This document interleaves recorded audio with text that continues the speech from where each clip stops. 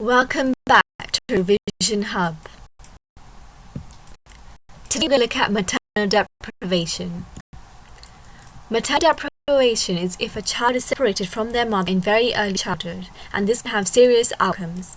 Separation is when an infant is not their primary attachment figure. Deprivation is when they extend separations from the caregiver, resulting in the infant not getting cared for and so causing them harm.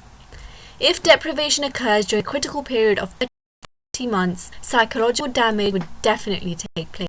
If the child undergoes maternal deprivation too long during the critical period, intellectual development is impacted as abnormally low IQ is seen.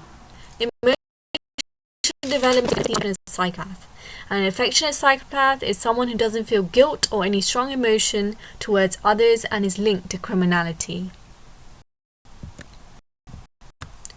In 1944, Bowlby did a study with 44 thieves to investigate the relationship between affectionate psychopathy and maternal deprivation.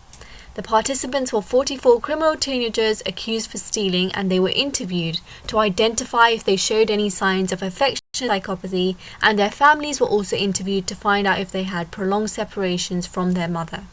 A control group of emotionally disturbed young people who were not criminals was also used. It was found that 14 out of the 44 thieves were affectionate psychopaths, 12 of which had prolonged separations from their mother during the first 2 years, which is obviously the critical period. 5 out of 30 experienced separations. Control group from the control group, 2 out of 44 experienced long separations. Hence, prolonged early separations caused affectionate psychopathy. A strength of this study is that there is research support for intellectual development being impacted if the child is deprived from maternal care for too long during the critical period. This is seen as Goldfarb 1947 found lower IQ in children studying in institutions in comparison to those who were fostered, increasing reliability of Bowlby's findings. Another strength is that there's real-world applications, because from the findings of this theory, mothers would have understood that they should not maternally deprive their infant for too long during the critical period, or else their infants can become affectionate psychopaths. This increases the mundane realism and so usefulness of the study. However, a weakness is that maternal deprivation is not the only cause of affectionate psychopathy, because 2 of the thieves were affectionate psychopaths but did not experience prolonged separations.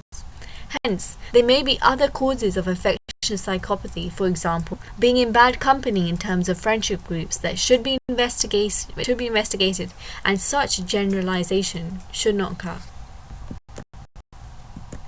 Another weakness is that Bowlby could not differentiate between deprivation and privation. According to Rutter, Bowlby mixed these 2 concepts up, and so Rutter believed that deprivation was the loss of a primary attachment after the formation of an attachment, whereas privation is not being able to form any attachment.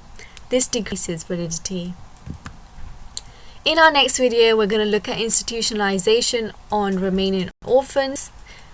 And before then, make sure you've made your notes on what we've covered today, and remember to revise, rest, test and repeat yourself. Don't forget to follow us on Instagram. Thank you to Canva because I used their template to make these slides. Don't forget to like, subscribe, comment, press the bell icon on our channel Revision Hub. Thank you so much.